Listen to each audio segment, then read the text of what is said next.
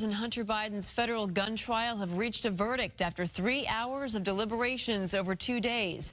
They found him guilty. He's been convicted of all 3 felony charges related to the purchase of a revolver in 2018 when prosecutors argued the president's son lied on a mandatory gun purchase form by saying he was not illegally using or addicted to drugs. Hey guys, welcome back to Pro Gun. If you haven't already done so, please hit the subscribe button. I'd greatly appreciate that. Today's a great day in America. I am just so elated that Hunter Biden was found guilty on all 3 federal charges in his gun trial. That just shows you that no one is above the law, including the Bidens.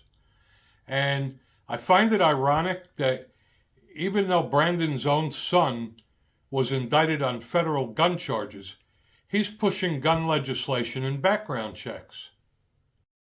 This executive order helps keep firearms out of dangerous hands, as I continue to call on Congress to require background checks for all firearm sales.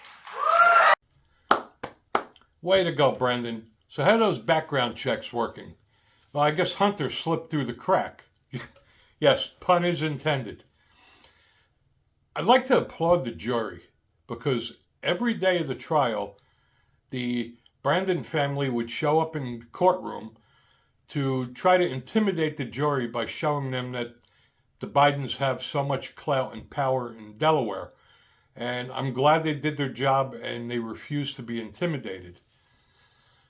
I'm also very happy that Emma Jo Morris, who was the journalist for the New York Post, who dropped the bombshell about the Hunter Biden laptop, was vindicated. The liberals were calling it Russian disinformation, saying it didn't existed, so on and so forth, and just kept making up more and more lies that it didn't exist. Well, it did exist, and the FBI used it as evidence in the courtroom. So it's going to be interesting now to see how the Democrats backpedal from that one. This just goes to show nobody's above the law, including the Bidens. This was the first step of accountability for the Biden family, and I'm hoping that in November, when Brandon gets kicked out of office, there'll be charges and indictments and convictions against him, and maybe him and Hunter could become cellmates. I'd really like to know your thoughts on this.